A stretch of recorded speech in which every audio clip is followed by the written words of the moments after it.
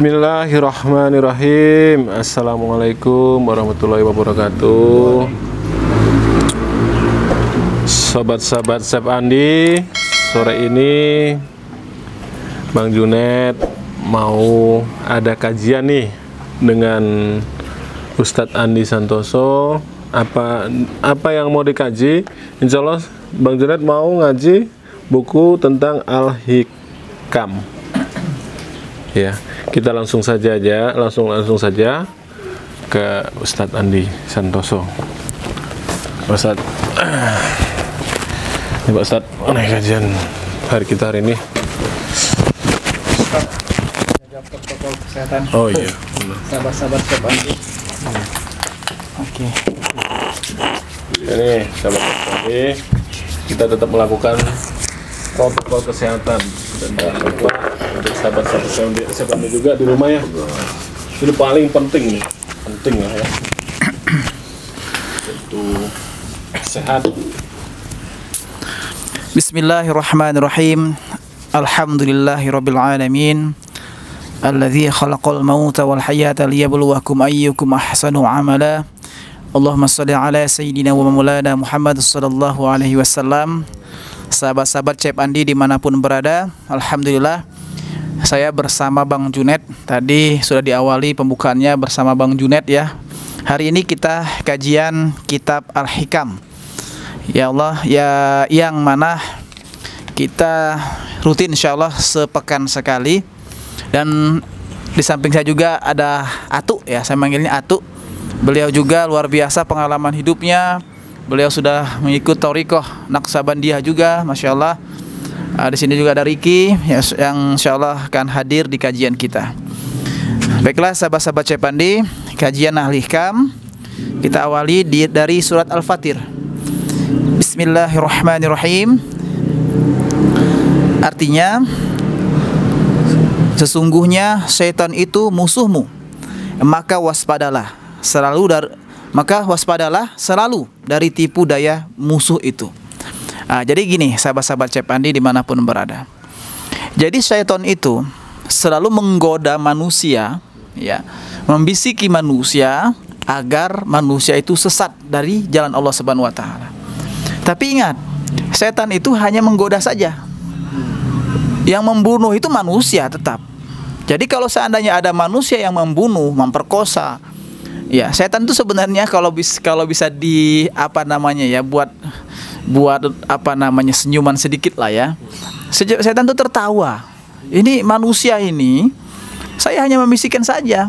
Jadi kalau seandainya manusia yang membunuh itu membunuh, memperkosa, lebih dari itu, korupsi dan lain sebagainya, itu melebihi dari setan gitu. Setan saja ya itu korupsi gimana kan? Gue butuh uang dia. Iya, memperkosa gimana kan? Gitu kan. Jadi yang selanjutnya yang melaksanakan itu manusianya sendiri. Kalau iman kita nggak kuat, maka setan hanya sedikit membisikkan dan kita actionnya itu manusia itu yang berlebihan akhirnya melakukannya. Kayaknya ada bahasa kayak gini.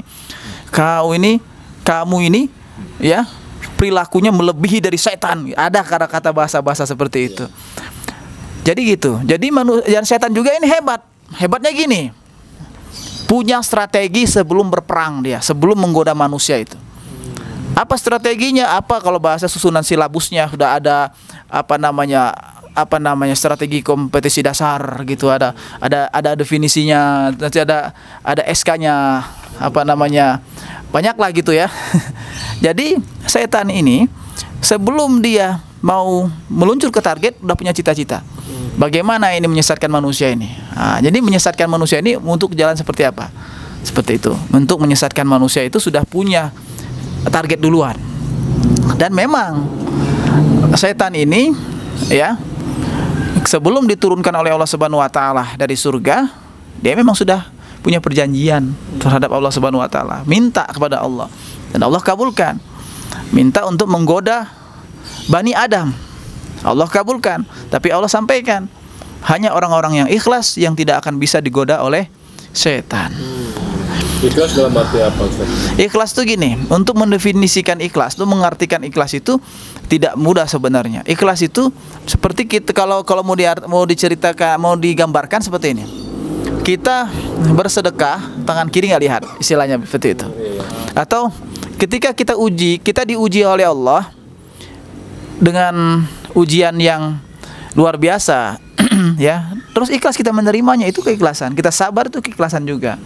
Ya, ikhlas itu ketika diberi ujian dia tidak tidak suuzon kepada Allah, tetap husnuzon, tetap berbaik sangka kepada Allah.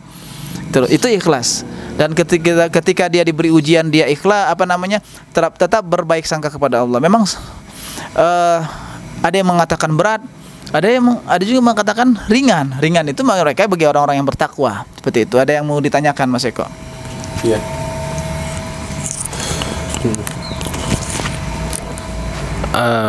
Supaya kita tuh gampang tergoda oleh bisikan setan, atau bisa dijauhkan lah gitu kan dari itulah apa yang dibisikkan setan itu, gimana, Ustaz, gitu? Agar kita selalu jauhkan dari bisikan setan, sebenarnya tidak ada yang bisa jauh-jauh dari bisikan setan itu, ya. Karena setan selalu mendekat. Semakin iman kita kuat, semakin setan akan terus menggodanya dengan caranya, ya. Dengan apapun caranya dia akan menggoda kita. Gitu. Caranya gimana? Caranya agar menembalkan iman kita, agar bisikan itu tidak bisa kita terima. Nah, itu menguatkan iman. Pertama kita kuatkan iman. Gimana caranya menguatkan iman? Zikrullah. Mengingat Allah.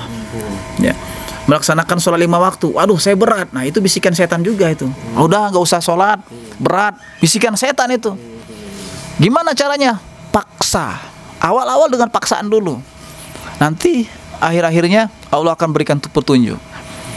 Dengan apa lagi selain zikrullah? Selalu menatap ciptaannya. Ya, apa itu? Seperti alam ini. Masya Allah. Selalu apa? Memuji Allah. Dengan keagungannya, selalu menatap ciptaan Allah Subhanahu wa taala. Masya Allah, ciptaan Allah ini besar, ya Allah. Engkau Maha Agung, ya Allah. Seperti itu. Nah, itu Mas Eko untuk menguatkan kekuatan iman tadi. Mungkin ada lagi. Dan apakah benar, Pak Ustadz, kalau setan itu dia agak takut dengan bacaan-bacaan ayat suci Al-Quran atau doa-doa lah, ya, gitu? Mungkin ya, kalau untuk ini dia masuk ke ilmu ruqyah. Sebenarnya yang masuk kesurupan itu bukan setan, ya. Kalau setan itu membisikkan, itu jin biasanya. Jin, ya. Setan itu tugasnya membisikkan manusia, menyesatkan manusia. Kalau jin, ya, saya tidak mempunyai banyak ilmunya di sini, nanti kita bahas dengan ahlinya. Kalau jin dia jadi gini, inna syaitona majro insani inna syaitona yajri minal insani majro dami. Inna syaitona yajri minal insani majro dami. Setan itu mengalir di tubuh manusia itu melalui darah-darah. Artinya gini, Mas Eko, apa yang kita makan halal, insya Allah terselamatkan kita dari setan. Yang kita makan haram ya, yang kita makan haram itu mengalir di tubuh kita itu darah yang haram. Dan ketika darah kita haram dalam artian ya, tanda kutip, atau haram itu ya bukan haram seperti apa ya, darah maksudnya yang kita makan itu haram, mengalir tubuh kita itu, dan setan itu akan mudah berbisik di kita. Makanya setiap yang kita makan halal, setiap yang kita langkah itu halal, kerjaan kita halal, insya Allah setan itu susah. Berarti tuh, sebagai orang tua juga untuk ngasih nafkah ke istri, ke anak itu benar-benar harus uang yang halal, ya? Iya, betul Mas Eko. Jadi nafkah anak istri itu harus yang halal, harus, itu wajib itu, karena akan terus mengalir itu. Iya. Kalau seandainya kalau dia halal mengalir halal, kalau dia haram akan mengalir haram. Itu. Lanjut Mas Eko ya. Kemudian Ahmad Al-Badawi melanjutkan nasihatnya, hai Abdul Al, berhati-hatilah daripada cinta dunia, sebab itu bibit dari segala dosa dan dapat merusak amal soleh. Sebagaimana sabda Nabi Muhammad SAW, hubbud dunya ra'su kulli khati'ah, cinta pada dunia pokok bibit sumber segala dosa kejahatan. Jadi Rasulullah SAW pernah menyampaikan, suatu hari nanti, ya, pada suatu zaman nanti umatku itu banyak, ya, seperti buih di lautan, tapi tidak berdaya, terombang-ambing, tidak berdaya, terombang-ambing. Jadi rebutan apa? Rebutan bangsa-bangsa lain, rebutan oleh agama-agama lain, musuh-musuh Islam direbutin itu, nggak ada dayanya. Karena apa? Hubbud dunia, dan cinta dunia dan takut mati. Makanya orang yang cinta dunia dan takut mati dan tidak mengenal Tuhannya, maka segala perbuatannya pasti materi dunia. Mau segala apapun caranya, dia akan ingin mendapatkan dunianya. Makanya mau cara apapun, sampai dengan membunuh pun rela dia. Karena kenapa? Karena dia ingin raih dunia. Kenapa? Surganya dunia. Apalagi yang dia tidak kenal hukum dunia dan hukum. Kalau kita kan punya hukum dunia, hukum negara. Kalau dia seandainya nggak takut juga hukum negara, udah itu dia bablas itu. Tidak seperti melebihi dari binatang tadi. Seperti itu. Jadi cinta dunia itu dan takut mati itu bahaya. Itu bibit dari sumber kejahatan. Dia hanya mencari dunia. Tidak tahu dia cara jalan berpulang kepada Allah. Padahal dunia ini sementara dan ada kehidupan abadi itu di akhirat nanti. Seperti itu. Dan manusia itu maksudnya bisa, ya maksudnya apa ya? Manusia itu bisa mengutamakan dunia, berarti ada kinerja setan juga di situ ya, Ustaz ya. Balik lagi ya ke situ ya. Itu udah pasti. Setan itu udah pasti menggoda manusia, dan itu udah pasti. Bahkan bisa dikatakan ada bahasa agama pengikut setan. Ada itu. Ada juga pengikut setan. Jadi gini, setan itu kalau melihat targetnya sudah, maaf kata ya, sudah sesat, dia nggak usah berat-berat lagi tugasnya. Yang berat itu membisiki orang-orang yang soleh.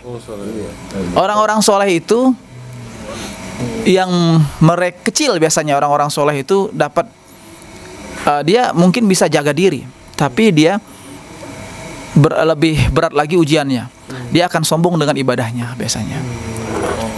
Dengan sombong dengan ibadahnya. Biasanya gini, aku sudah dekat sama Allah gitu kan. Dengan sombong, akhirnya menatap orang lain itu dengan kerendahan.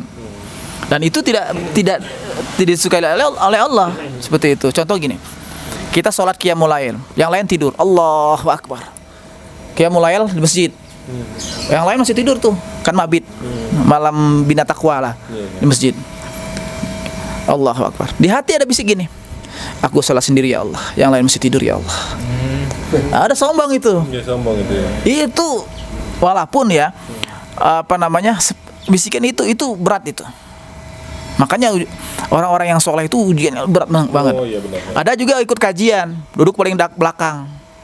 Dia pura-pura, dia duduk paling belakang, ikut kajian. Orang di depan semua. Dia paling belakang, pakai baju kusut gitu. Saya alim di paling belakang, saya tidak sombong. Tapi dia nggak terucap, tapi dalam hatinya, aku udah belakang aja dah. Nggak apa-apa, saya tawadu. Kata-kata itu pun, ya, itu menjurusnya kesombongan ya? Itu menjurusnya bisa merusak hati juga. Paling depan juga salah. Kalau seandainya bilang gini, saya paling depan nih, saya mendengar kajian, orang lain belum datang, saya udah paling depan nih, biar Allah. Itu juga salah. Salah juga. Pokoknya walaupun nggak terucap, makanya harus benar-benar jaga hati, benar-benar gitu, Mas Eko. Berarti itu masuk lagi ke ikhlasan tadi. Keikhlasan tadi, Mas Eko. Ngaji pun ikhlas. Iya. Ikhlas karena Allah gitu ya. Seperti itu, Mas Eko. Jadi ada juga nih dalam surah An-Nahl 128. Takwa, sesungguhnya Allah itu selalu menolong, membantu orang yang takwa dan orang yang benar-benar berbuat baik. Nah, di sini, Mas Eko. Ulangin kita Ustaz. Sesungguhnya Allah itu selalu menolong atau membantu orang yang takwa dan orang yang benar-benar berbuat baik. Takwa, ya. Takwa itu selalu menghadirkan diri hati kita akan adanya Allah dan selalu menjalankan perintahnya, menjauhi larangannya untuk menghindari hubud dunia tadi, cinta dunia tadi. Orang boleh kaya dunia, tetapi Nabi SAW melarang jangan cinta dunia. Manusia boleh kaya dunia, tapi Rasulullah SAW melarang jangan cinta dunia. Nggak boleh cinta dunia. Kaya boleh. Kalau kita miskin, gimana dong? Orang Islam harus kaya agar apa? Sedekahnya banyak. Tapi cinta dunia jangan. Kalau orang kaya beriman, sedekahnya banyak. Orang kaya nggak beriman, numpuk harta. Sampai mati, harta nggak kebagian, nggak dibagi-bagiin. Itu namanya hubud dunia. Rasulullah kaya nggak kaya, menikahi Siti Khadijah berapa unta itu. Tetapi apa? Setiap harta yang ada dalam rumah Rasulullah selalu keluar, dibagikan, sampai-sampai Rasulullah itu kelaparan, mengganjal perutnya dengan batu. Kalau Rasulullah pengen bangun rumah beremas, bisa nggak? Bisa, berlapis emas. Kenapa tidak ditawarkan oleh malaikat untuk gunung apa itu, lupa, gunung Uhud kalau nggak salah, untuk jadi emas? Kalau Rasulullah boleh jadi emas, udah jadi raja Rasulullah. Tapi enggak, Rasulullah nggak mau, kata Rasulullah. Nabi juga banyak yang kaya, kayak Utsman. Semua para sahabat Rasulullah itu kaya. Utsman, Abu Bakar itu kaya, tapi mereka ketika disuruh sedekah semuanya. Hampir ada yang, kalau nggak salah Abu Bakar Siddiq itu semua hartanya disedekahin. Semua hartanya. Kalau kita punya 5 mobil Lamborghini, 5-5-nya disedekahin. Kalau kita punya Lamborghini 5 rumah mewah, semuanya sama beliau itu. Ini kita lanjut lagi ke sini ya. Melarang jangan cinta dunia seperti Nabi Sulaiman alaihissalam. Ya, kita ulang lagi deh ya. Orang boleh kaya dunia, tetapi Nabi SAW melarang jangan cinta dunia. Seperti Nabi Sulaiman alaihissalam dan para sahabat yang kaya, kita harus menundukkan dunia. Dunia tidak boleh diletakkan di dalam hati. Nabi Sulaiman alaihissalam itu, kalau nggak salah ya, tinggal seperempat lagi dunia ini bukan milik dia. Jadi ada, kalau presentasi itu 90% itu milik dia, kekayaannya di dunia ini. Nabi Sulaiman saking kayanya itu. Jin tunduk sama dia, bahasa binatang Nabi Sulaiman tahu. Itu kaya dia, tapi apa? Dunia tidak dalam hatinya. Dunia cukup di tangan saja, tapi Allah yang ada yang di hati. Enak kajian ini. Dan nggak sombong ya. Pernah satu kali sombong itu pernah ada dia. Iya, waktu musuh nyuruh mau ngasih makan ikan. Seluruh. Ya. Oh, dia mau ngasih makan ikan. Kan? Enggak, maksudnya ngasih makan seluruh makhluk di dunia. Makhluk Allah. Dia mau ngasih makan ikan di Nabi Sulaiman alaihissalam waktu makan ikan itu udah nggak sanggup. Ya Allah, nggak sanggup saya, Allah kata. Nggak sanggup buat dia. Saking kayanya kan tercetus seperti itu karena mungkin saking kayanya kan. Bingung lagi dia. Bingung mana nih saking kayanya kan. Tapi sebenarnya bukan kesombongan beliau, sebenarnya itu tidak sengaja beliau mengucapkan seperti itu. Ya. Sebenarnya niatnya sih sudah baik. Niat baik. Mau makan semua makhluk ya. Iya, seperti itu. Dunia yang tidak boleh diletakkan dalam hati. Hai Abdul Al, kasihanilah anak yatim dan berikan pakaian pada orang yang tidak berpakaian. Dan beri makan pada orang yang lapar, dan hormatilah tamu dan orang gharib. Orang gharib itu rantau ya. Semoga dengan begitu Anda diterima oleh Allah. Dan perbanyaklah berzikir. Jangan sampai termasuk golongan orang yang lalai di sisi Allah. Dan ketahuilah ya, bahwa 1 rakaat di waktu malam lebih baik dari 1000 rakaat di waktu siang. Dan jangan mengejek bala, musibah yang menimpa seseorang. Dan jangan berkata ghibah ataupun namimah, menyebut kejelekan orang atau mengadu domba antara seorang dengan yang lain. Dan jangan membalas, mengganggu pada orang yang mengganggumu, dan maafkan orang yang aniaya padamu. Dan berilah pada orang yang bakhil padamu. Jadi orang yang pelit itu disuruh ngasih. Seandainya siapa pelit, pelit banget, kita yang kasih ke dia gitu. Oh, malah kita ngasih. Kita kasih gitu orang pelit ya. Dan berlaku baik pada orang yang jahat padamu. Orang jahat kita harus baikin. Ya. Dan sebaik-baik manusia akhlak budi pekertinya ialah yang sempurna imannya. Dan siapa yang tidak berilmu maka tidak berharga di dunia dan akhirat. Dan siapa yang tidak sabar tidak berguna ilmunya. Ya harus sabar. Kalau orang yang nggak sabar nggak berguna ilmunya. Buat apa berilmu kalau nggak sabar? Nah gitu. Nah, siapa yang tidak loman, dermawan, tidak mendapat keuntungan dari kekayaan, ya, yang tidak mendapat keuntungan dari kekayaan. Siapa yang tidak sayang sesama manusia, tidak mendapat hak syafaat di sisi Allah. Jadi maksudnya yang tidak mendapat keuntungan dari kekayaan, maksudnya ini, siapa yang tidak sayang sesama manusia tidak mendapat hak syafaat di sisi Allah. Jadi kita harus saling menyayangi ya. Siapa yang tidak sabar tidak mudah selamat, dan siapa yang tidak bertakwa tidak berharga di sisi Allah.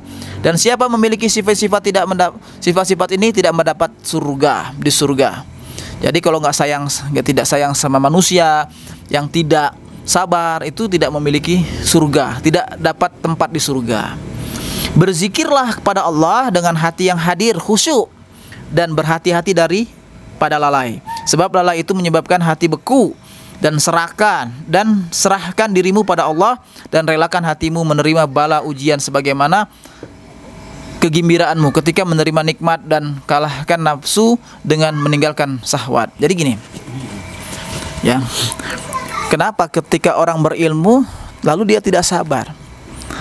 Itu menjadi tidak bermanfaat ilmu kita. Buat apa kita berilmu banyak tapi tidak sabar? Contoh gini, ada orang yang jahatin kita nggak sabar, padahal ilmu banyak. Itu konsentrasi hilang semua. Dan Rasulullah dan Allah Subhanahu Wa Taala berseru kepada orang yang beriman untuk menjadikan sabar dan sholat itu penolong bagi kita. Dan balasannya apa?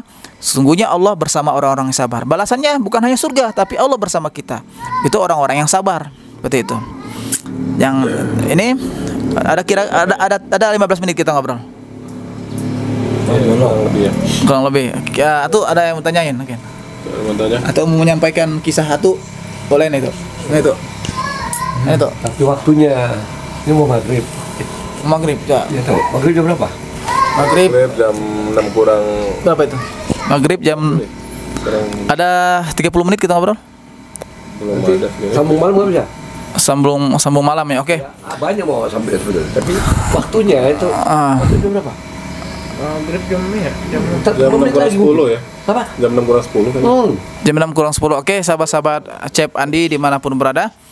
Karena kita maghrib sebentar lagi ya, jam 6 kurang 10. Nanti kita sambung insya Allah pada maghrib ya. Kita break dulu sebentar. Insya Allah kita sambung lagi pada maghrib. Jangan kemana-mana, tetap di channel Andi 313 Makan. Kita masih bersama dengan Atuk Rashid. Beliau asal dari mana tuh? Medan ya.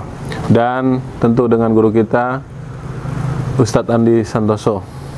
Sebelum kita mulai, kita melakukan tetap ya protokol kesehatan.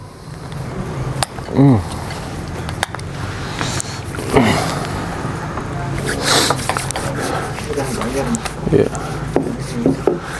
Dan ini satu lagi nih dengan adik kita nih, Rizky ya betul ya, Rizky. Ya.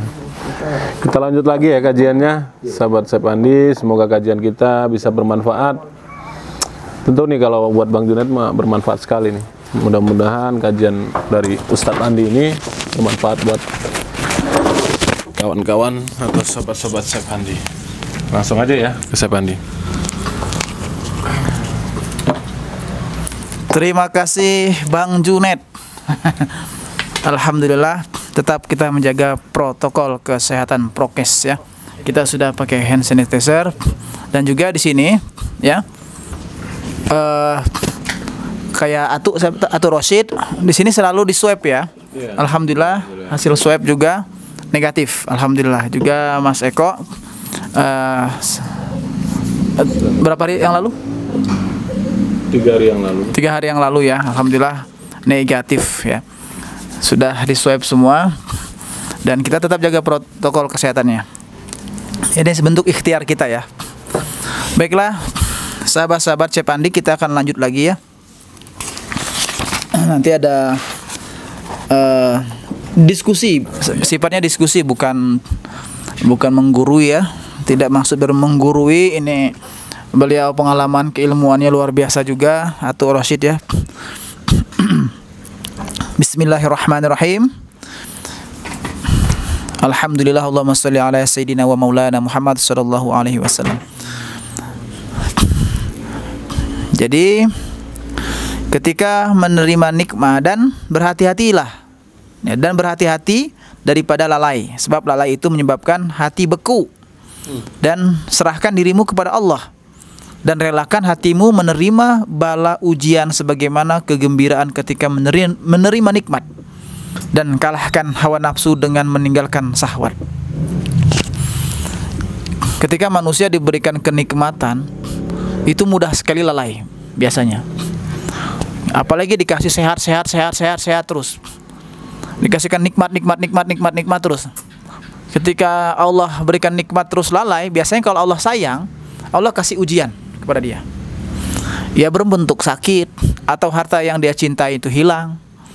Kalau Allah sayang, sehingga dia ingat akan Allah, ya Allah, aku sakit ya Allah. Atau orang yang dicintainya hilang atau meninggal, gitu. Udah sekian tahun diberi kenikmatan, lalu suatu ketika dia lalai dari Allah, jauh, Allah kasih sakit. Itu peringatan. Kalau dia ingat, maka selanjutnya ada ujian. Ujian mesti siap-siap naik tingkat. Ya, peringatan. Belum dapat tingkat. Ujian barusan dapat tingkat. Jangan salah. Ketika kita nggak pernah sholat, nggak pernah zakat, puasa nggak mau, semua nggak mau, lalu dikasih sakit, langsung mengucapkan kita, ya Allah, ini ujian darimu ya Allah. Enak sekali bilang ujian, sholat nggak mau di ujian. Ujian dari mana? Orang diuji itu, ya, orang yang diuji itu pasti dia melalui proses pembelajaran dulu.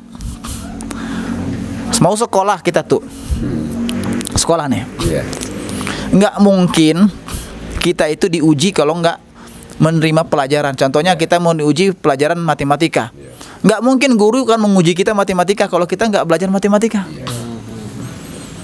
Jangan sampai kita seperti ini. Sholat nggak mau, puasa nggak mau, zakat nggak mau, rukun Islam nggak mau dilaksanakan. Pada suatu hari sakit, ya Allah, ini ujian darimu ya Allah. Ujian dari mana? Sekolah aja enggak? Ya benar ya. Gitu kan? Setuju, Ustaz. Kita kalau mau diuji ya sekolah dulu.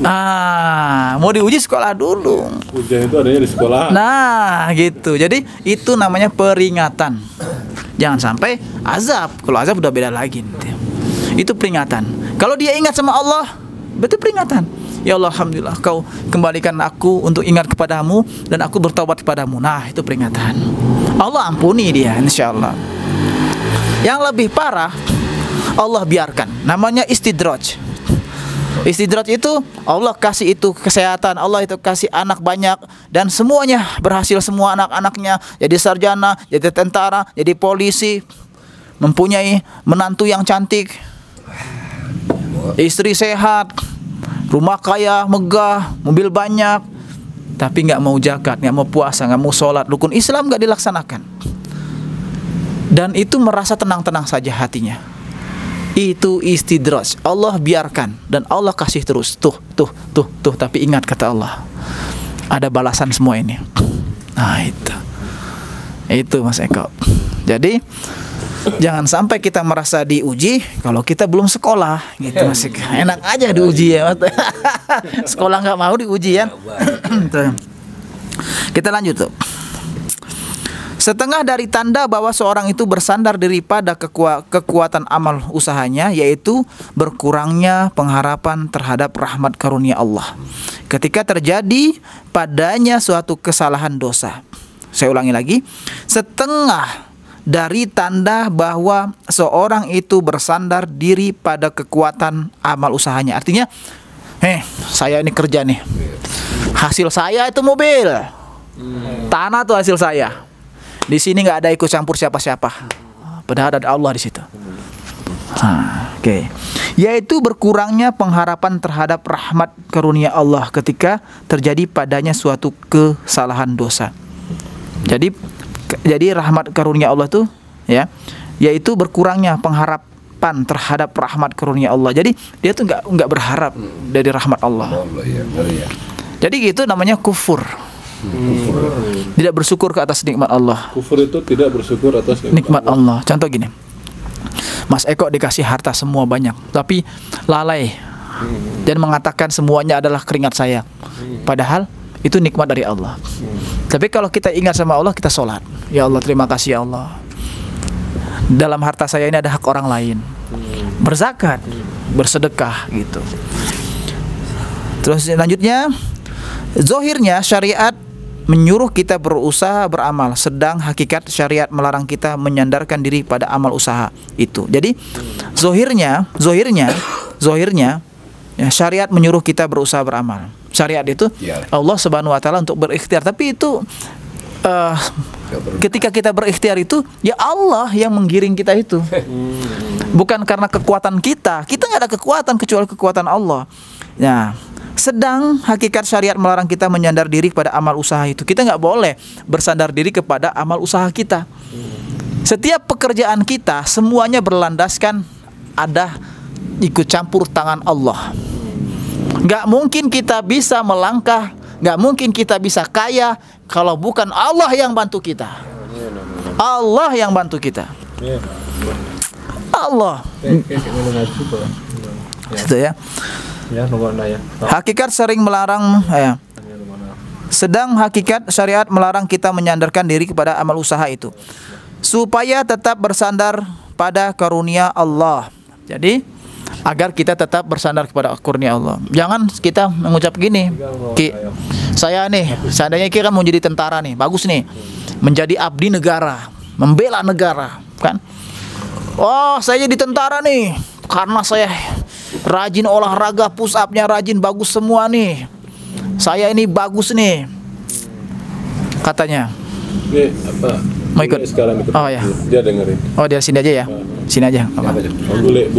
Oh. Nah, kalau kayak gitu itu namanya sombong. Ya. Alhamdulillah ya Allah, Kau Maha Kuasa. Saya bisa jadi tentara ya Allah. Gitu. Jadi nggak boleh kita bersandar dari amal usaha kita. Kita bilang seperti itu nggak boleh. Semua hakikatnya dari Allah. Gitu maksudnya itu ya. Kalimat la haula wala quwwata illa billah, tidak ada daya untuk menggalakkan diri dari bahaya kesalahan, dan tidak ada kekuatan untuk berbuat amal kebaikan kecuali dengan bantuan pertolongan Allah Subhanahu wa taala dan rahmat-Nya. Ya. Surat Yunus 59 artinya, katakanlah hanya karena merasakan kurnia Allah, kurnia rahmat Allah. Saya ulangi lagi, hanya karena merasakan kurnia rahmat Allah lah kamu boleh bergembira, dan itulah yang lebih baik berguna bagi mereka daripada orang-orang yang dapat mereka kumpulkan sendiri. Jadi karunia Allah yang kita, contoh gini, kita mencari karunia Allah itu rezeki dari Allah atau nikmat dari Allah. Kita mencarinya itu karena kita memang karena Allah semuanya. Ikhlas karena Allah, kita mencarinya karena Allah dan ibadah. Makanya saya ngobrol sama Atu waktu itu ya, setiap napas kita ibadah, denyut jantung ibadah, semuanya adalah ibadah. Turun napasmu adalah ibadah. Allah, semuanya ibadah. Saya banyak belajar dari Atu nih. Saya pertama jumpa Atu itu sebenarnya belum lama ya, cuman jumpa Atu Rosyid. Beliau ini sering mengucapkan lafal Allah. Dari situlah saya ini belajar, maksudnya banyak ngikutin lah cara beliau. Kalau misalkan kaget atau apa gitu kan, selalu ucapkan Allah.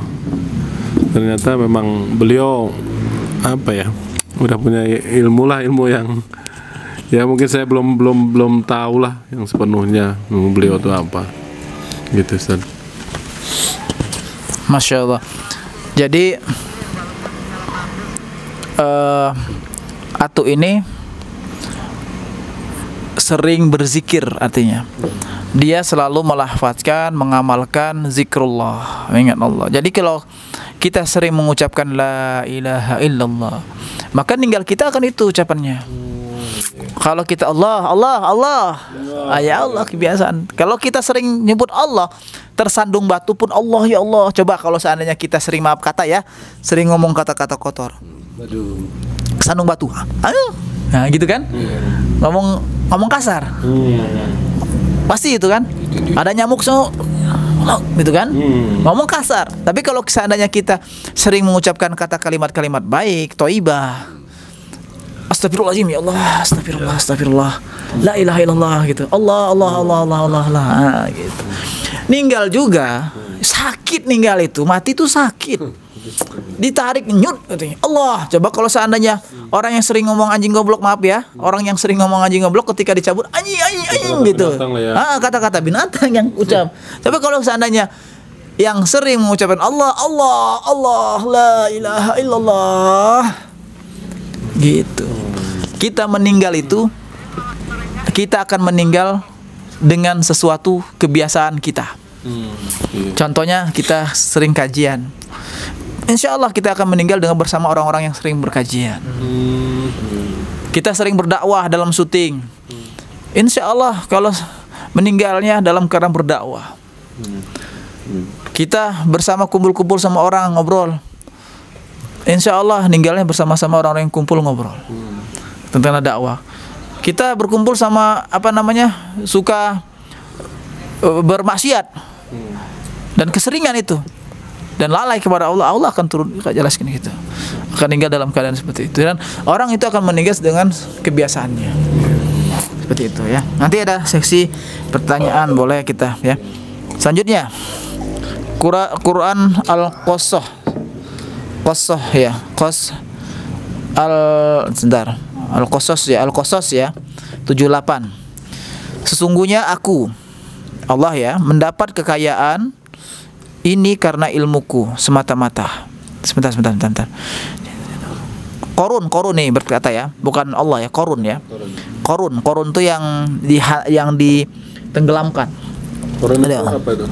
Orang yang kaya, sombong, dan ditenggelamkan oleh Allah. Seperti itu, atau karun ya. Sedang bersandar pada antara. Aku lebih baik dari dia. Ana khairu minhu. Ini setan berkata ya. Ana khairu minhu, setan. Setan juga celaka dengan kata-katanya, kesombongannya ya. Terus Korun juga berkata, juga telah terjadi pada Korun itu berkata, innama utituhu ya, innama utituhu ala ilmin indi. Al-Qasas 78. Sesungguhnya aku, kata Korun ya, mendapat kekayaan ini karena ilmuku semata-mata. Sombong. Bukan karena Allah ya. Bukan karena Allah dia bilang, tapi karena ilmuku. Sombong banget itu. Sombong. Iya. Apabila kita dilarang menyekutukan Allah dengan berhala, batu, kayu, pohon, binatang, dan manusia, maka janganlah menyekutukan Allah dengan kekuatan diri sendiri. Kita nggak boleh menyekutukan Allah dengan kekuatan diri sendiri. Contoh gini, nggak ada kata-kata alhamdulillahnya. Anak saya itu sarjana, kalau bukan keringat saya nggak bisa jadi sarjana. Enak saja kamu datang-datang, dokter ceritanya anaknya itu kan, enak saja datang-datang ke anak saya minta berobat tanpa dikasih balas uang. Saya itu yang kolahin anak saya, harta saya habis itu. Enak saja nyembuhin orang nggak pakai duit, bayar anak saya, bayar anak saya. Atau anaknya bilang, bapak saya ini nyekolahin saya pakai uang saya, pakai uangnya, nggak ada yang bantu. Bapak saya yang nyekolahin saya. Kamu datang sini sakit, kamu bayar saya, bayar. Kata dia, sombong. Padahal semuanya Allah. Dia bisa jadi orang seperti itu Allah. Ada ikut campur tangan Allah. Jangan sombong, jangan sombong, jangan sombong. Berarti tanpa kita ngelafalin alhamdulillah terlebih dahulu gitu. Alhamdulillah ya Allah, berkat karuniamu ya Allah anakku seperti itu. Itu. Ucapkan alhamdulillah, alhamdulillah, alhamdulillah, alhamdulillah. Alhamdulillah ala kulli ni'mah. Alhamdulillah ala kulli ni'matillah. Alhamdulillah ala kulli hal. Alhamdulillah. Ya. Sedang kita harus bertauladan pada Nabi Sulaiman alaihissalam. Ketika ia menerima nikmat karunia Allah ketika mendapat istana Ratu Bilqis. Dan dia Nabi Sulaiman alaihissalam ini mendapatkan istana Ratu Bilqis. Seorang ratu yang cantik. Wah, cantik banget ini. Istrinya. Allah alam, saya belum sampai paham banget sama sejarahnya itu. Tapi dia mendapatkan dalam surat An-Nahl ya, isi semata-mata dari kurnia Allah, dari kurnia Tuhanku, kata Nabi Sulaiman. Ini hadza min fadli rabbi, kata Nabi Sulaiman. Ini semata-mata dari karunia Tuhanku untuk menguji padaku, apakah aku bersyukur terima kasih atau kufur, katanya lupa pada Allah. Maka siapa yang syukur, maka syukur itu untuk dirinya, dan siapa yang kufur, maka Tuhanku zat yang terkaya lagi pemurah, tidak berhajat sedikit pun dari makhluknya, bahkan makhluk yang berhajat kepadanya. Jadi Allah tidak minta kepada makhluknya, tidak berhajat kepada makhluknya, tapi kita makhluknya yang berhajat kepada Allah. Seperti itu. Allah mah nggak butuh harta kita, nggak butuh ya. Nggak butuh kita. Ya. Allah tidak butuh harta kita. Ya. Bahkan sebenarnya Allah nggak butuh sholat kita. Iya. Sebenarnya yang butuh tuh kita sama Allah. Allah suruh kita sholat itu rasa cinta Allah kepada kita, pada ciptaannya. Nah, kita mau sholat mau enggak, Allah enggak akan pensiun jadi Allah, jadi Tuhan. Aku nggak mau sholat kepada Allah, biar aja Allah jadi pensiun. Mana ada, Allah itu Tuhan semesta alam, Rabbul Arsyil Azim. Enggak bisa Allah turun jadi Tuhan. Raja di atas raja. Ya? Raja di atas raja, raja segala raja, Rabbul Alamin. Seperti itu Mas Eko. Mantap, juga ya, mantap. Juga ya, masuk ya. Ya. Memang Allah tuh nggak butuh apa, dia nggak butuh harta, nggak butuh sholat kita, nggak butuh sholat kita. Nggak sholat itu apa? Nggak sholat itu. Dia nggak rugi. Kita yang butuh ya. Kalau kita nggak sholat tuh nggak rugi Allah. Iya, nggak rugi Allah. Nggak rugi Allah. Rugi awak. Yang rugi awak. Allah udah menciptakan tadi itu kan, antara neraka dan surga kan. Betul. Pilihan masing-masing. Kan? Allah ciptakan surga dan neraka pilihan manusia masing-masing. Lo mau masuk neraka, mau masuk surga, kan? Pilih aja. Nggak diatur ya. Nah, Allah sudah kasih surat cintanya apa? Al-Quran, panduan hidup manusia. Tinggal manusia. Jalur ke surga ada, jalur ke neraka ada, gitu kan. Iya. Silakan lalui jalur itu aja. Kalau kita mau ke surga, jalurnya seperti ini ya. Ada kajian. Seperti itu. Tinggal pilih aja mau pilih kemana. Iya. Mau ke surga, enggak. Mau ke neraka, enggak. Allah sudah kasih ini tuntunannya Al-Quran sama hadis. Allah turunkan Rasulullah. Allah turunkan utusannya Muhammad SAW. Para sahabat Nabi, para wali-wali, para ulama untuk contoh-contoh kita. Mau ikut silahkan, nggak ikut juga Allah nggak rugi. Kalau mau contoh-contoh neraka kayak Firaun ya. Firaun mangga mau ikutin Firaun silahkan. Itu. Nah, kita baca lagi nih. Keinginan untuk tajrid melalui beribadat tanpa berusaha dunia, padahal Allah masih menempatkan engkau pada golongan orang-orang yang harus berusaha untuk mendapatkan kebutuhan sehari-hari, maka keinginanmu itu termasuk syahwat hawa nafsu yang samar, halus.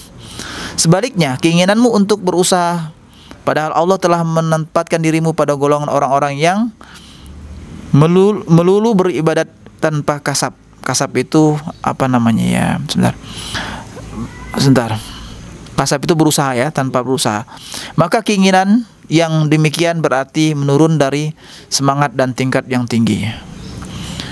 Sebab kewajiban seseorang hamba menyerah pada apa yang dipilihkan oleh majikannya, lebih-lebih apabila majikan Tuhan Allah, maka mengetahui benar-benar apa yang menguntungkan baginya dan yang menyusahkannya. Dan tanda-tanda bahwa Allah menempatkan dirimu dalam golongan orang yang harus berusaha ya, apabila terasa ringan bagimu sehingga tidak menyebabkan ketinggalannya sesuatu kewajiban dalam agamamu. Jadi gini, Allah itu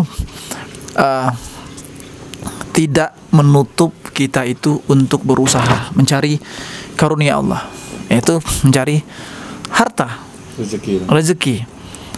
tapi tidak, jangan pernah kita itu mengutamakan rezeki harta dunia itu daripada Allah. Jangan. Kita mencari rezeki itu adalah ibadah gitu. Ibadah karena Allah gitu, Mas Eko. Kita semuanya kerja, jaga galon, jualan kue karena Allah. Ya. Itu. Sedangkan Rasulullah berdagang ya. Rasulullah aja berdagang. Rasulullah mengembala kambing, berdagang. Kalau Rasulullah udahlah nunggu datang aja. Nggak, Rasulullah mengajarkan untuk berusaha, wirausaha. Padahal Rasulullah udah dijamin surga. Udah jamin surga, jamin harta juga, udah dijamin. Tapi Rasulullah tetap berusaha. Artinya apa? Rasulullah itu, ini saya, utusan Allah. Contoh saya, istilahnya. Contoh saya ini walaupun nabi, ya, saya itu berusaha. Gitu. Dan dia nggak mau yang instan, maunya proses. Ya. Proses. Rasulullah nggak mau beliau instan. Bahkan Rasulullah dijaminkan surga, diampuni dosanya yang akan datang yang lalu saja. Rasulullah itu ibadahnya sampai kaki bengkak. Seperti itu. Itu karena dia nggak instan. Maksudnya memang dia panutan seluruh umat lah ya. Panutan seluruh umat. Benar. Ada yang ditanyain atau tentang zikrullah atau menceritakan pengalaman atau mau keluar dari tema nggak masalah kan? Nggak masalah. Assalamualaikum warahmatullahi wabarakatuh. Waalaikumsalam. Nah, ini saya mau menambahkan kajian Pak Ustadz Andi tadi, yaitu mau menambahkan sedikit masalah kesesatan tentang setan. Jadi dulu pernah Rasul Nabi Muhammad diskusi sama setan, diskusi. Si setan bilang gini, iblis itu bilang gini, Muhammad, kalau adalah kesesatan itu di mulutku, tidak ada umatmu yang masuk surga. Si setan bilang gitu sama Nabi Muhammad. Datang Nabi Muhammad balas, dan kalaupun ada petunjuk di mulutku, nggak ada yang masuk neraka satupun, katanya. Jadi ini ceritanya nih hakikat, ini tauhid, ini mau nyampaikan tentang hakikat. Jadi sama-sama harus menjawab. Jadi yang bisa menyesatkan dan bisa yang ngasih jalan yang lurus siapa? Rupanya hakikatnya ya Allah, cuma Allah. Itu si Nabi Muhammad sama si hujah aja itu. Jadi Rasul itu sebetulnya, Rasul kita itu sebetulnya memang betul bukan memberi petunjuk dia. Dia dakwah mengarahkan orang, manusia, umat ini supaya ke jalan yang lurus. Pertanyaannya, kalau manusianya nggak mau gimana? Itu satu. Si setan pun gitu juga, iblis itu dakwah juga membisikkan ke kuping kita supaya sesat. Nah, rupanya jadi kalau nggak bisa, kalau yang si manusia dibisikkan nggak bisa, kan nggak bisa juga. Nah, jadi yang sedapnya perjanjian si Allah sama setan. Mau disesatkannya ada umat Muhammad di muka bumi ini. Kata Allah boleh. Tapi yang bisa ya katanya. Jadi artinya yang bisa itu, jadi kalau orang yang beriman berat, apalagi yang kata Allah beriman sama Allah, sama malaikat, Rasul dan kitabnya, wah kalau ini nggak bisa. Nah ini kan tentang masalah gaib, tentang percaya sama Allah. Jadi kalau saran saya, menurut saya, kalau kita mau mau belajar sama tentang gaib ini, tentang Allah ini gaib, nggak nampak, malaikat pun nggak nampak. Jadi kalau pendapat saya, beriman yang katanya pernah dengar awaludin ma'rifatullah. Nah ini dia awal. Sebab begini, kaji ini ada pepatah bilang wali-wali Allah tidak kenyang memakan roti, tidak terbakar menyebut roti. Menyebut api, tidak terbakar menyebut api, tidak kenyang menyebut roti. Itu artinya pemahamannya, kaji itu kalau bisa dirasakan, jangan diucapkan aja. Sebab setan itu pandai ngaji, jago kalah manusia. Menurut paranormal, kiai-kiai, setan lebih hebat daripada manusia. Kalau menurut kajinya itu. Tapi dia kan cuma beda beti aja, beda tipis. Yang hak sama yang batil. Jadi kekalahan si setan ini kalau sama-sama manusia kan sebetulnya derajatnya lebih sempurna daripada dia. Tapi kalau ilmu memang hebat, katanya memang dikasih Allah. Kekalahan dia cuma sama ikhlas. Kalau orang ngadapi si iblis, ciri-cirinya katanya harus, yang kata Allah tuh suruh sabar. Jangan terburu-buru emosi marah, sebab dia memang hobinya marah. Siapa manusia yang cepat marah, insya Allah kalah dia.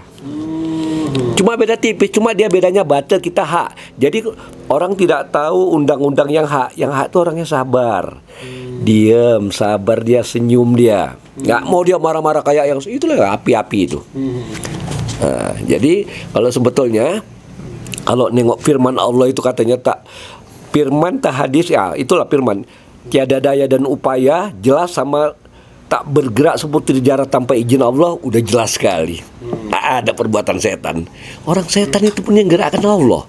Jadi maka itu kalau kita belajar ilmu tauhid enak. Nah, bukan nggak boleh fikih. Fikih itu kan ilmu fikih syariat itu kan paham. Itu harus pelajar, orang itu yang nyuruh pun Allah kok. Yang nyuruh pun Allah itu, bukan setan yang nyuruh tuh. Nah, orang fikih itu syariat itu pun hakikat juga nya dari dalam keluar. Cuma dia berperaturan. Nah, inilah. Jadi ini mau menambahkan sedikit tentang apa nih? Tentang tauhid ini. Tauhid itu kalau orang yang sudah tauhidnya bagus, sempurna, kalau menurut apa itu berat setan mengapainya, nggak laku. Sama aja dia kalau orang yang sudah paham ilmu tauhid, sama dia kalau dicontohkan ke benda matahari di senter, matahari yang di senter. Jadi gini, kita ini sebetulnya cahaya senter yang halusnya. Kalau mau kita membandingkan tentang apa ini? Tentang diri kita ini. Jadi kalau kita mau belajar ilmu tauhid, nanti intinya kita bisa itu yang belajar ilmu hakikat sampai ilmu marifat, barulah enak kita ibadah, kita pun enak. Mungkin dari saya sampai sini dulu, nanti lain kali kita sambung, dan nanti mungkin ini diteruskan Ustaz Andi. Wabillahi taufiq wal hidayah. Assalamualaikum warahmatullahi wabarakatuh. Waalaikumsalam. Masya Allah, ini luar biasa. Atuk Syarif Pudin. Bukan. Atuk Rashid. Allah. Ini pemahaman tauhidnya luar biasa beliau ya. Dan apakah benar Ustaz itu apa yang dibilang atau itu memang apa setan jin itu juga jago dalam apa baca-bacaan? Oh iya. Jadi oke. Mau tanya enggak? boleh Ustaz ya? Apa Boleh. pertanyaan ini? Waalaikumsalam warahmatullahi wabarakatuh. Apa? Ini mau tanya, kalau saya itu kesandung atau ya ada apa gitu, saya nyebutnya innalillahi wa inna ilaihi rajiun. Apakah itu benar apa tidak? Tahu Ustaz? Oh gitu aja ya. Ya, kalau tersandung das gitu ya. Inna lillahi wa inna ilaihi rajiun. Bagus. Artinya itu kita milik Allah dan kita akan kembali kepada Allah. Bagus itu kan musibah. Bagus itu. Sebenarnya ucapan kalimat ini tidak hanya diucapkan untuk orang meninggal aja. Orang sedang kena tabrakan, inna lillahi wa inna ilaihi rajiun. Nah, itu. Itu saya kaget apa gitu mesti. Oh, enggak apa-apa, bagus itu kalimat thayyibah itu. Bagus itu Mbak, bisa terusin aja, terusin. Itu kalimat thayyibah ya, kalimat baik itu. Iya.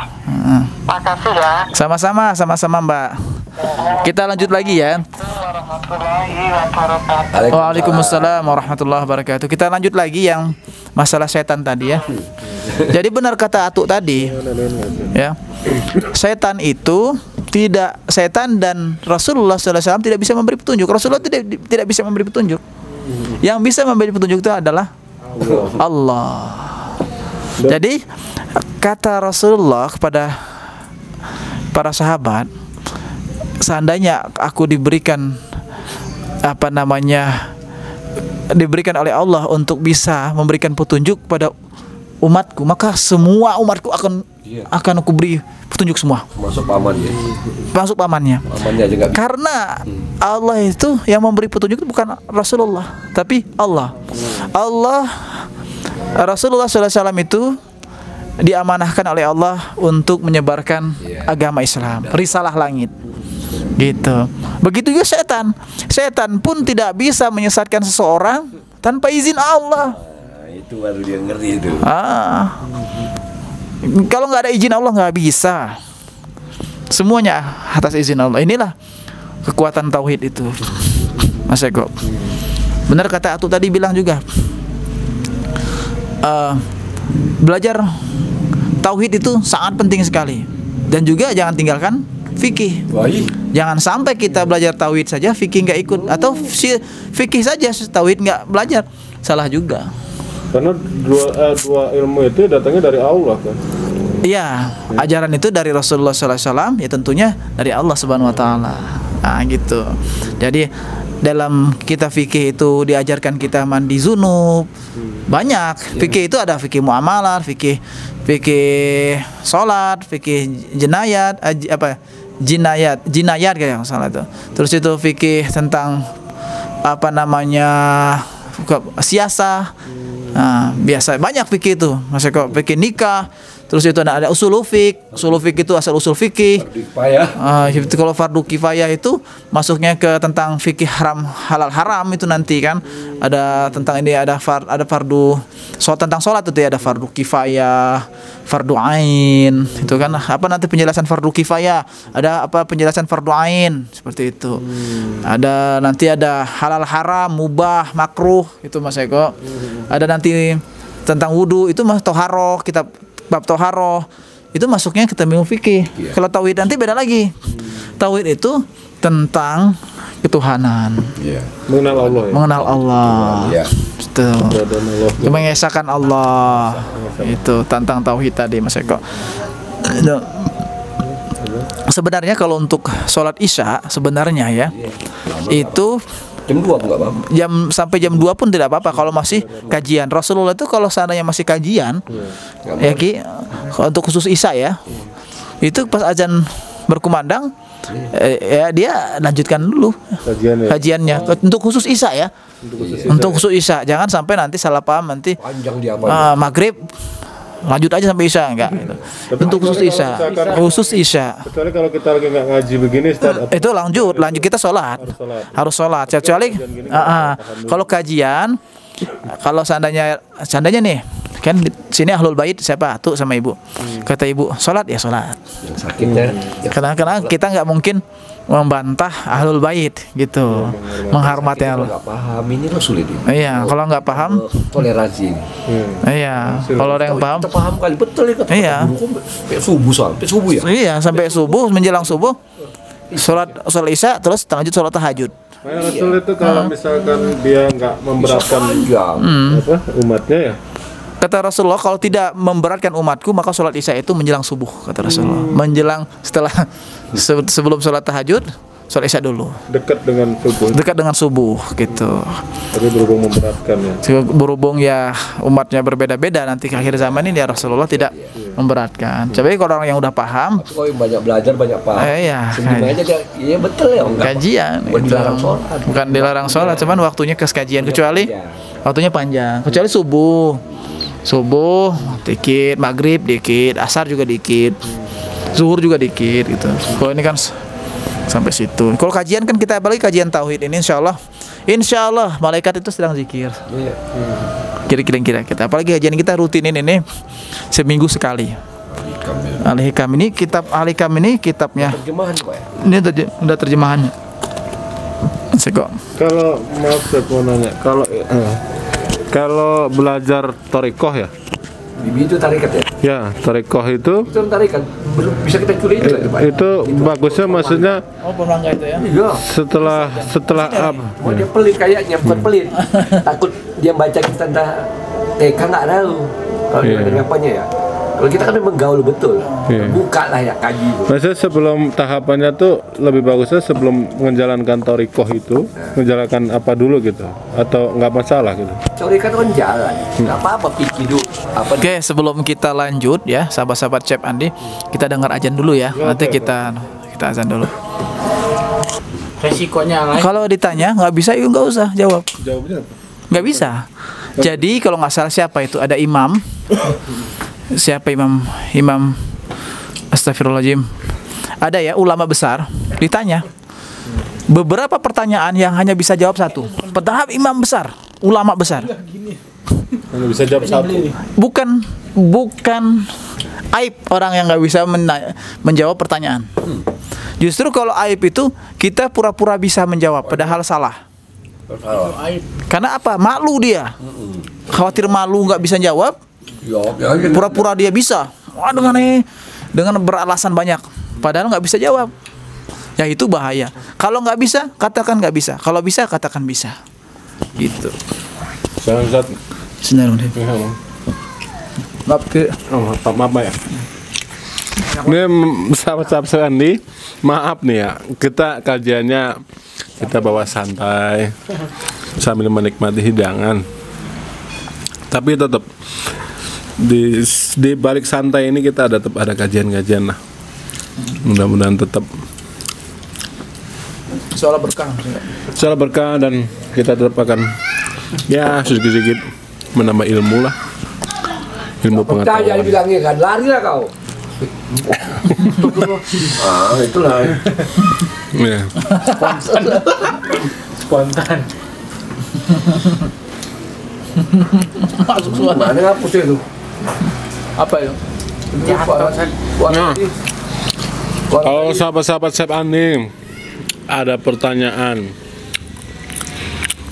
mengenai kajian-kajian kita atau ada pertanyaan tentang pengalaman hidup atau apapun, boleh nih, boleh ditanyakan di kolom komentar.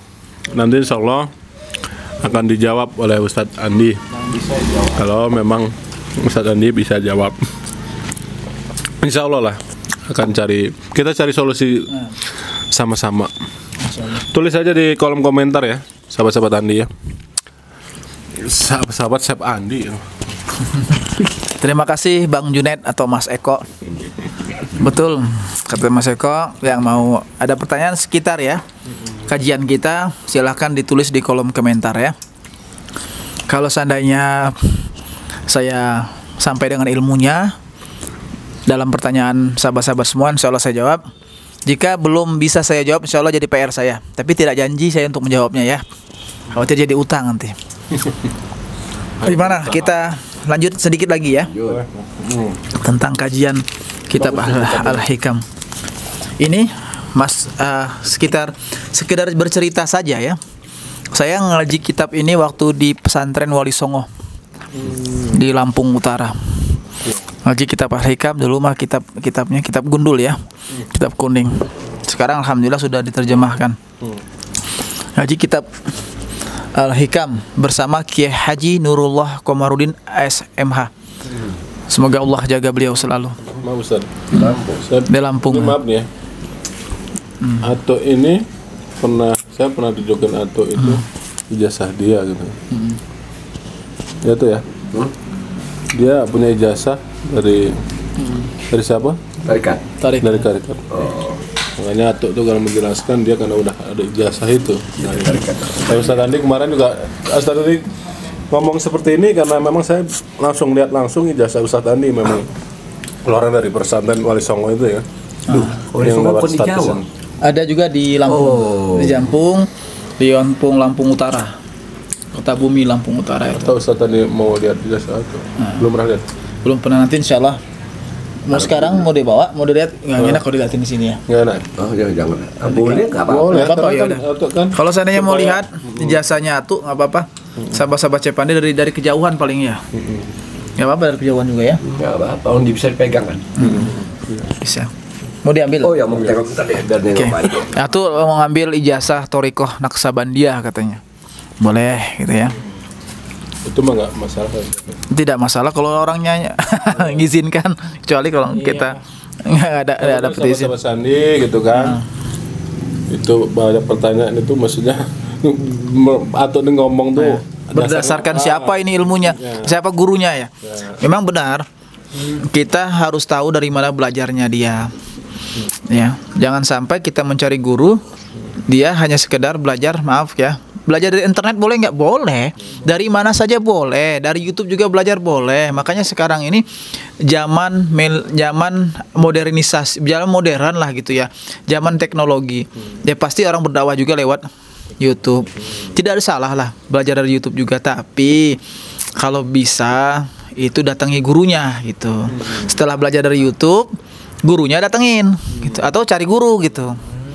Kalau saya langsung secara lisan gitu.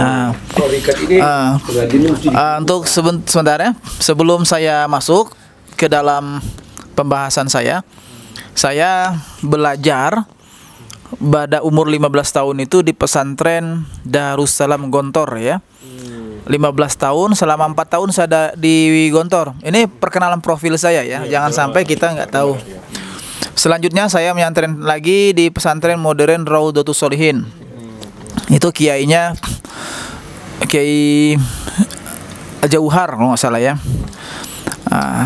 Terus itu menyantren lagi ke Wali Songo, Kiai Haji Nurullah Komarudin ASMH. Usia berapa sih? Saya waktu di Wali Songo usia 21 tahun. Nyantren lagi saya di Darut Tauhid Agim. Itu Darut Tauhid yang ngaji kitab-kitab Al-Hikam juga.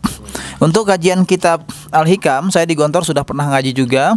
Alhamdulillah dengan kiai saya di sana, dengan asatidz saya di sana. Terus itu saya mengkaji lagi di Pondok Pesantren Raudhatus Sholihin, terus dikaji lagi di pesantren Wali Songo bersama Kiai Haji Nurullah Komarudin ASMH. Lalu di Darut Tauhid dikaji lagi sama Agim. Kajian Al-Hikam ya. Seperti itu. Oke, sahabat-sahabat Cepandi. Ini ijazah ya Thariqah Naqsabandiyah silsilah ke-37 sudah Rasulullah SAW. Jadi ini ijazah Atu ya, Atu apa namanya? Atu Rosyid ya, Atu Rosyid ya. Saya bacakan ya, ijazah Thariqah Naqsabandiyah silsilah ke-37 sesudah Rasulullah, Bandar Tinggi Simalungun, Sumatera Utara. Beliau memang sudah dapat ijazahnya ya. Luar biasa nih. Tentunya memang bukan bermaksud sombong. Ini bukan bermaksud ria ya, mungkin dari Atu ya. Ingin menyampaikan saja. Tapi kalau menurut saya baca ya, ada sebagian orang yang mudah menyesatkan orang itu nggak baik juga kalau menurut saya. Perlu kita kaji dulu. Jangan sampai ini sesat terus siapa yang masuk surga? Sesat semua kan. Orang baru tobat nih. Masuk ke masjid. La ilaha illallah pakai ini. Terus kata orang itu bilang, "Kamu sesat nih." Terus bilang yang masuk ke dalam masjid itu, yang barusan tobat itu, "Saya waktu minum minuman keras di luar sana nggak pernah zikir sama Allah, nggak ada yang bilang saya sesat. Kenapa waktu saya sholat gini dibilang sesat sini gitu kan? Akhirnya nggak mau lagi tobat lah, saya mau sesat aja sekalian gitu kan? Jangan gitu dong dakwah. Dikit-dikit sesat. Ini Atu ya? Iya, masih muda ya. Wallah, ganteng pisan, Masya Allah. Orang Gundul tuh, itu orang Gundul. Orang Gundul, Muhammad Rosyid ya. Ya, sana yang rangka yang Thariqah Naqsabandiyah tulisannya. Silsilah ke-37 sesudah Rasulullah. Ini bahasa Indonesia nih. Tapi tulisannya Arab. Nah, ini sahabat-sahabat siapa dia? Ijazahnya. Oke. Kita dakwah itu ada seninya. Gak bisa kita gini. Dakwah tuh gak bisa gini, Mas Eko. Orang lagi main minum-minuman keras, kita datang langsung tendang. Gak bisa dong. Atau lagi suka-sukanya gitu. Lagi suka-sukanya minuman keras, lagi goyang-goyang, mereka langsung kita datang langsung gebukin. Gak gitu cara dakwah. Dengan hasanah itu dengan kebaikan. Iya, makanya tadi. Posisi mereka lagi minum minuman keras itu, otaknya itu lagi stabil. Kita kasih ayat-ayat gak akan diterima. Lagi ngawur. Cara dakwah mengajarkan nggak instan tadi lah ya. iya. Proses, ya. Iya, proses. Jadi perlu proses dulu. Kita deketin dulu. Bahkan ada cerita Rasulullah Gitu. ditipu gitu kan nggak langsung negur Rasulullah kan. Iya, Ya, jadi gimana menurut kata kita? Rasulullah bahkan ditawarin untuk ngelempar satu gunung itu untuk kepada mereka. Kata Rasulullah apa? Jangan. Mereka belum tahu. Itu cara dakwah. Ada seni dakwah, ada fikih dakwah. Kecuali kalau di masjid. Kalau di masjid ngomong tentang halal haram, minum-minuman keras, itu harus tegas. Kenapa? Kok Ustaz di masjid aja, di luar nggak boleh? Boleh. Tapi kepada orang-orang yang sadar.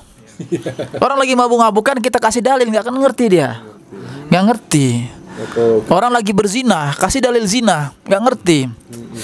Berzina, tegur. Kalau zina, kalau ketahuan tegur itu, tegur dengan hasanah. Nggak boleh langsung tendang. Kalau nggak tegur, kita ada pemerintahan setempat RT RW.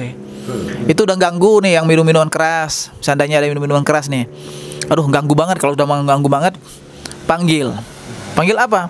Pemerintahan setempat. Untuk apa? Untuk jangan di sana. Atau dipanggil, diayomi. Cara diayomi gitu, dakwahin, kasih arahan.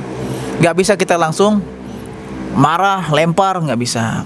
Bahkan Kenapa? Ada cerita Rasul dulu pernah ada waktu zaman Rasul ada seseorang yang kencing di masjid ya.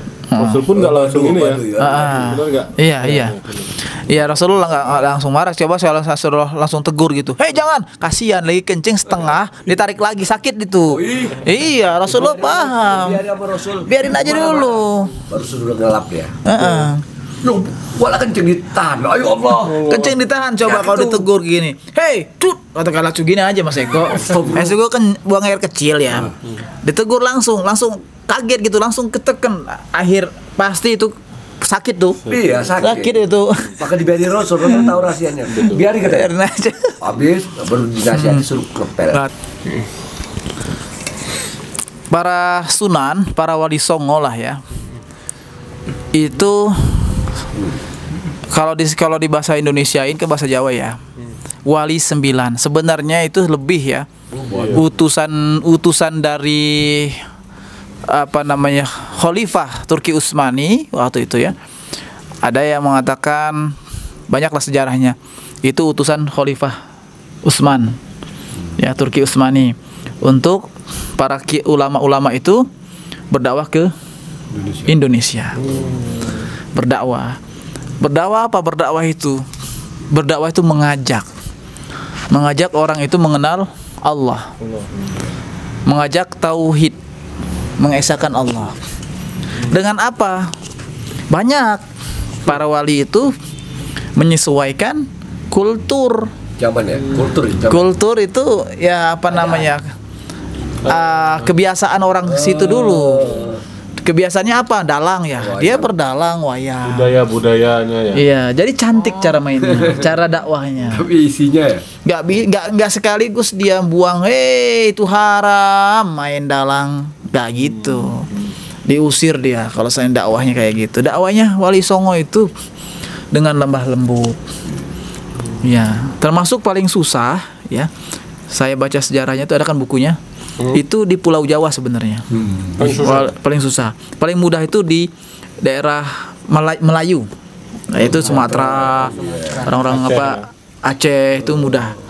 Ya, masuknya daerah Pulau Jawa itu agak susah. Keras apa gimana orang Jawa itu? Enggak, bukan keras. Kulturnya. Bali termasuk Jawa itu. Bali beda lagi ya, Pulau Bali itu dah. Bali. Lain ya. Dan Islam pertama masuk itu di pulau mana? Sebenarnya Ada yang banyak, ada yang tergantung gimana sejarahnya ya. Ada yang bilang di Aceh.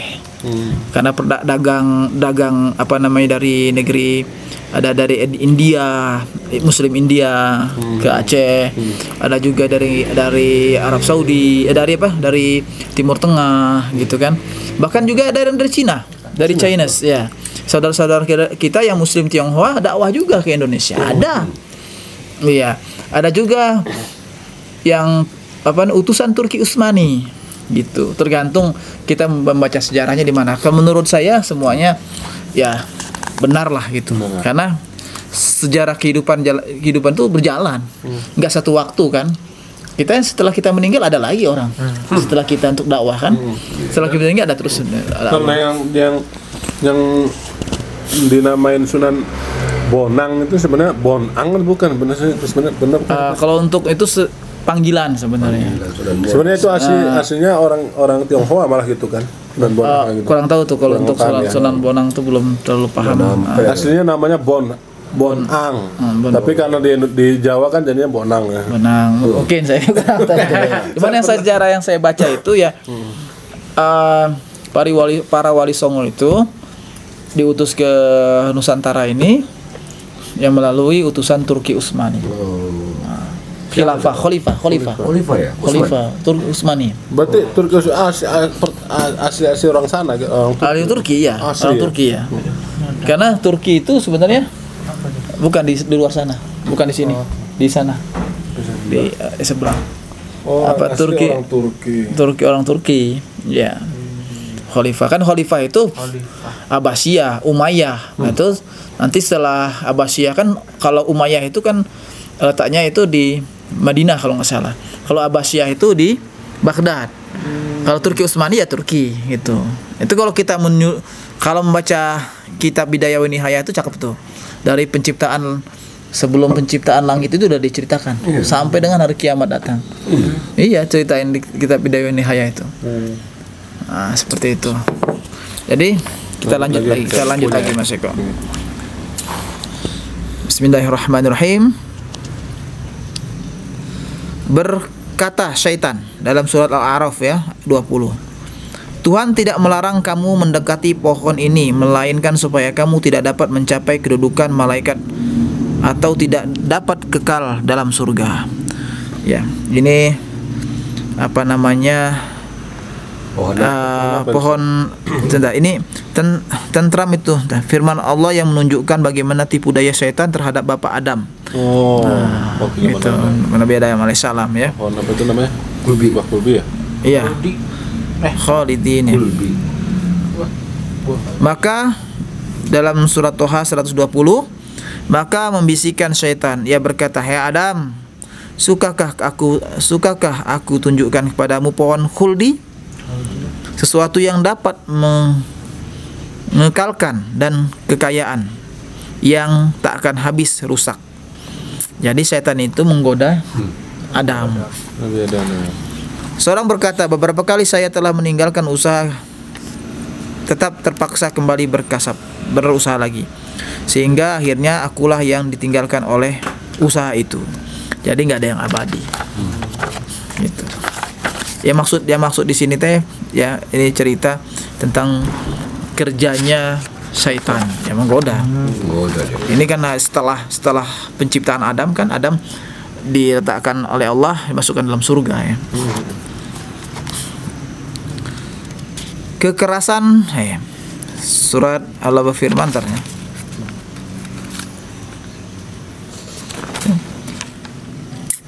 kekerasan semangat perjuangan itu tidak dapat menembus tirai takdir. Ustaz. Salam. Yo. Ustaz.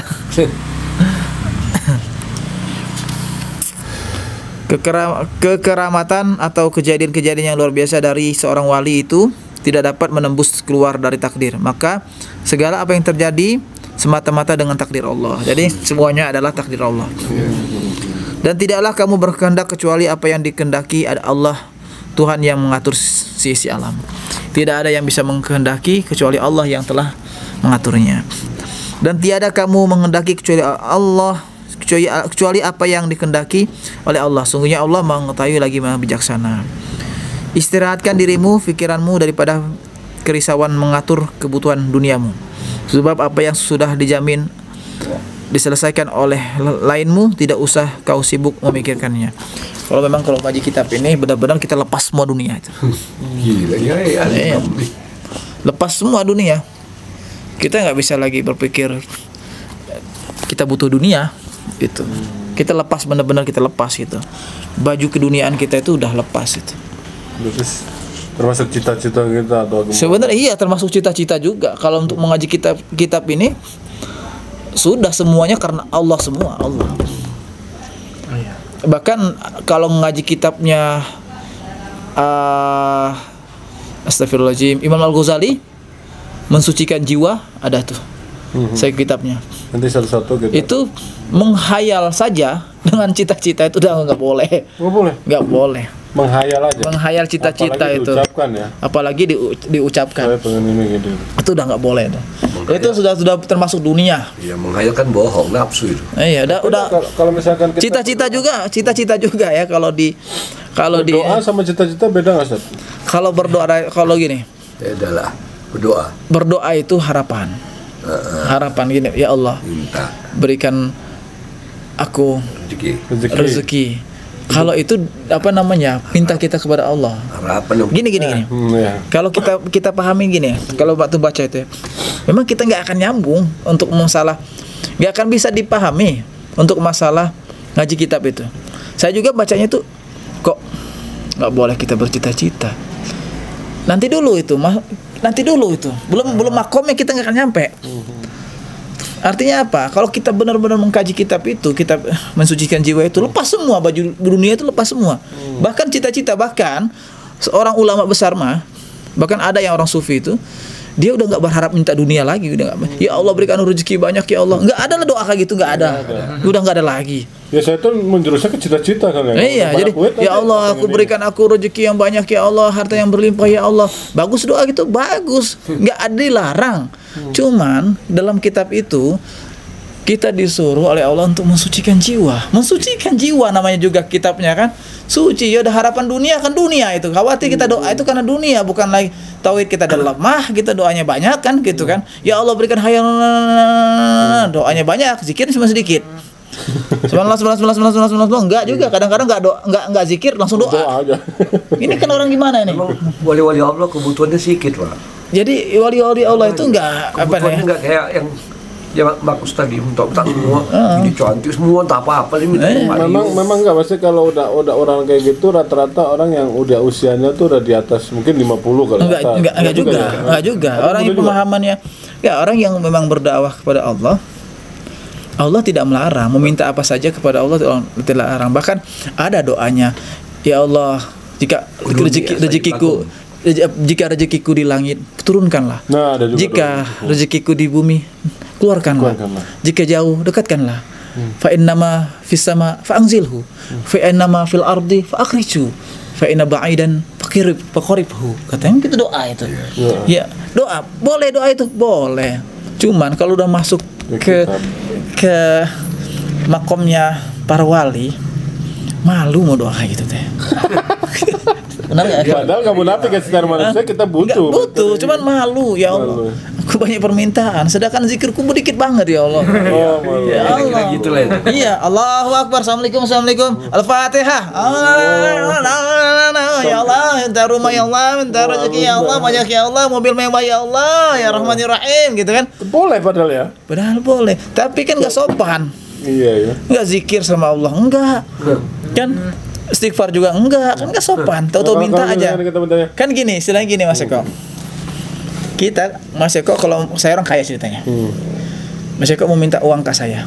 Nggak mungkin Mas Eko datang-datang Cep nih, uang, nggak mungkin. Pasti merayu dulu kan? Kenal dulu lah paling utama ya. Kenal dulu, terus ngerayu dulu. Cep nih, saya siramin ya bunganya ya. Oke siap, bangga kan ngerayu dulu. Masya Allah ini rumahnya bagus banget nih, puji-puji dulu kan. Oh ini, tahu pinjam uang, minta uang. Gitu juga kan Allah itu kan harus mau dipuji Allah itu. Kok Allah mau dipuji? Iya iyalah Tuhan kita. Allah mau diagungkan. Iya Allah mau diagungkan. Kita mau minta Allah tapi kita nggak mau dikir kan lucu juga. Marah sholat juga ya. Marah pula tuh minta. Ya Rahmanir Rahim. Nah, kalau doanya Kristen itu kan kalau masuk ke situ kan udah kesucian. Kalau doanya misalnya, ya Allah turunkan rezeki untuk hamba. Ya supaya hamba bisa hidup lebih mulia, atau misalkan hamba lebih kaya gitu kan, atau banyak harta lah. Tapi harta hamba itu supaya saya bisa membantu banyak orang-orang kaum yang masih membutuhkan. Boleh nggak kayak gitu? Boleh. Mas Eko, itu boleh. Kalau kita mengaji kitab yang saya baca itu nggak akan gini. Makanya Imam kalau Ada para buku ya? ada Ada saya buku ya? saya punya. Karena kita untuk Imam membantu orang Al-Ghazali. lemah kan otomatis Iya. dengan Iya. materi Gini. atau apa ya. Para ulama dulu, para ulama nih, para ulama dulu, para sufi, para orang-orang yang dekat sama Allah, wali-wali Allah kan, itu jangan salah, mereka itu bersedekahnya luar biasa juga. Apakah mereka nggak minta mereka itu? Cuman kebanyakan nih kalau udah merasa, kalau udah ke jiwa itu banyak malu, banyak mintanya. Justru banyaknya itu banyak malu, qorib ilallah. Jadi banyaknya dekat kepada Allah aja. Ya mungkin Kalau kita sudah dekat, Dia mau Allah aja. iya makanya saya mau Allah aja. Ya, saya maunya Allah aja gitu. Kenapa ya bahas itu? Pak bingung kalau membahas soal ini. Iya, Jadi makanya gini, kalau wali-wali gitu tanpa dia minta pun kita udah dikasih. Ini maksudnya ini. tahu nggak atau nggak tahu ini ya, kalau ceritanya Allah benar apa enggak ya. Jadi wali Allah ini ya, saya juga dapat cerita juga, tapi silakan sebagai pemanis kumpul kita hari ini. Ada seorang wali ya, ada preman lewat gitu. Kata preman ini, Bang Junet tuh. Bang Junet lah ya. Dia ini malak si wali ini. Siapa yang saya bawa, saya nggak punya apa-apa. Kalau kamu mau emas, tuh katanya. Jadi kalau saya cerita Wali Songo juga nggak salah. Tuh lihat pohon apa namanya? Ya, pohon aren. Pohon aren itu emas bukan? Pas dilihat emas semua. Kalau wali mau emas ya udah aja petikin satu-satu, kaya dia. Kan? Tapi itulah udah pensucian jiwa mah udah dilepas semua dunia itu. Dia khawatir dunia itu menjadi jadi apa dia? apanya? Tirai dia untuk sama Allah. Jauh dari Allah gitu. Iya. Jauh ke Allah gitu. Iya. Hijab ya. Rasulullah saja kalau mau kaya, Boy. gunung Uhud kalau nggak salah mau jadi emas itu. Gunung apa itu? Udah jadi emas Sama Allah itu. sama Allah. Yang lucunya nggak mau ya. Tapi Rasulullah nggak mau. Gitu. Tapi istri Kalau dalam sejarah Rasul Siti Khadijah orang kaya. Memang di Iya, Tapi Siti Khadijah memang dijamin masuk surga itu ya. dijamin masuk surga. Masuk perempuan yang dijamin Iya, masuk masuk surga. perempuan yang Istri Firaun juga itu deh, kalau salah ya. iya, Ya, Siti itu. Firaun juga itu yang dijamin masuk surga. Dijamin masuk surga ya. Sebagai apa, wanita yang mulia lah gitu ya. Siapa? Soleha, istri Firaun. Iya. Suaminya kayak apa kan? Tapi istrinya dijamin masuk surga sama Allah. Yang pernah anak angkatnya siapa? Musa. Iya. Ya Musa, bukan. Ya Musa, ada Musa. Ya Musa ya. Musa. Oh, tapi yang itu dari anak angkat siapa? Yang Nabi Yusuf? Angkat siapa? Kalau Nabi Yusuf alaihissalam itu anaknya Nabi siapa, Ishak kalau nggak salah ya. Bukan. Nabi kalau nggak salah Nabi Yakub ya. Nabi Yakub ya. Nabi Yakub, tapi kan dia diasuh sama seorang raja kan? Ya, Akhirnya dia aja istrinya sama seorang raja dia. Dia tuh nggak nikah sama siapa, Zulaiha. Oh Zulaiha itu bukan itu ya? Iya, nggak nikah sebenarnya. Kalau nggak salah nggak nikah dia sama Karena Nabi Musa mah ngelawan karena tongkatnya itu ya. Sama Firaun. Oke, kita lanjut lagi ke pensucian jiwa tadi ya. Jadi kalau kita bicara soal ini orang apa ya? Orang-orang yang contoh gini, kok Ustaz kita nggak boleh bercita-cita, nggak boleh berangan-angan? Boleh dong Ustaz. Ya boleh. Cuman kalau seandainya kita mengkaji kitab ini, hilangkan dulu itu. Itu artinya ini nggak masuk dulu. Ini kaji kitab ini, kitab orang-orang yang siap untuk mensucikan jiwa. Buat apa kamu mensucikan jiwa kalau hayalan kamu masih dunia? Gitu. Dan mungkin udah nggak punya beban dunia kali Ustaz. Apa? Bukan nggak punya beban dunia, dia memang udah aja Allah aja dalam hidupnya itu. Qanaah cukup, merasa cukup. Menerima keadaan Gitu. lah. Tapi kan nggak munafik kalau dia sebagai orang tua atau anak-anaknya banyak kan? Dia Iya. tetap ikhtiar lah, ya kayak Rasul. Iya, tetap ikhtiar. Tetap bukan dia duduk kayak gini. Enggak Mas Eko. bersunjung, enggak. Enggak gitu. Dia punya cita-cita. Dia gini. Mas Eko. Bingung untuk ngaji kitab ini. Kayaknya Ya, soalnya gimana ya? Nggak masuk kan gini. Jadi gini Mas Eko. Untuk aja udah masuk ya. Udah masuk kan tuh udah masuk. Gini.